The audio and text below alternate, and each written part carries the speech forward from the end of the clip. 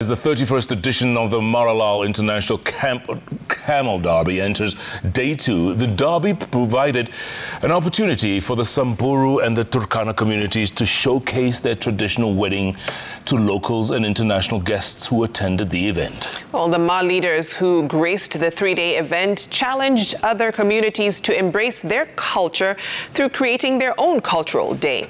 Our reporter Boniface Baraza attended the event and brings us this story.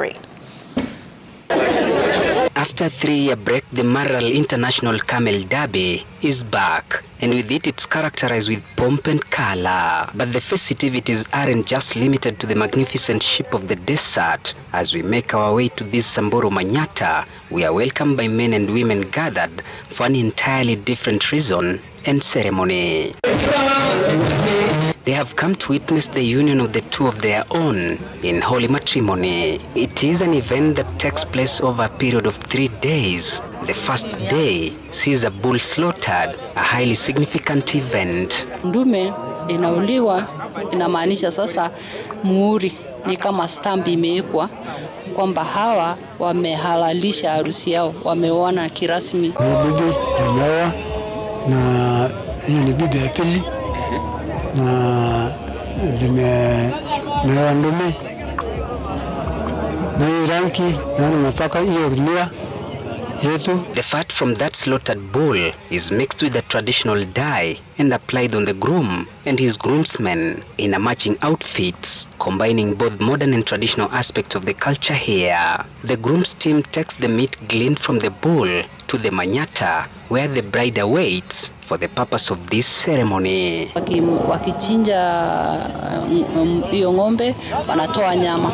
Sasa bwana harusi na msaidizi wake wanaingiza nyama yote kwa nyumba. Adjacent to this manyata is Turkana Manyata. We are also treated to the same gesture, where men and women donning traditional regalia are dancing to their traditional songs as men make their way to the manyata with a bull to be slaughtered to signify the traditional wedding.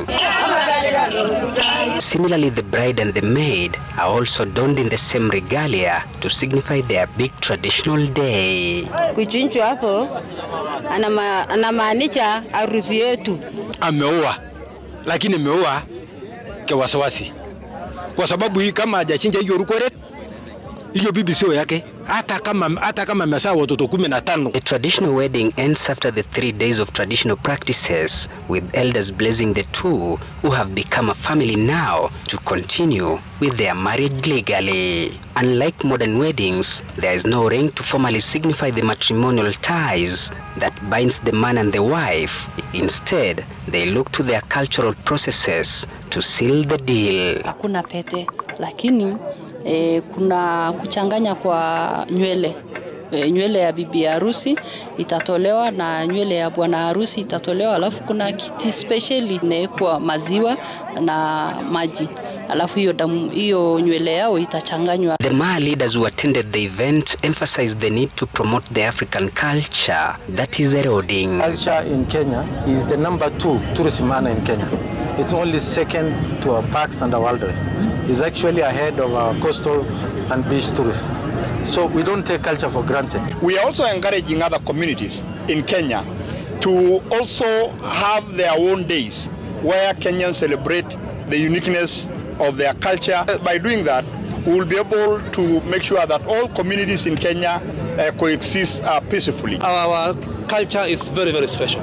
And we would be encouraging those probably who have not realized that it's a jewel, it's gold, to really come back to it. The symbolic traditional wedding symbolizes rich African culture that is key in national building by fostering cohesion among the warring pastoralist communities. It is a traditional wedding that helps in promoting our African cultural values, a wedding with less costs compared to a white wedding.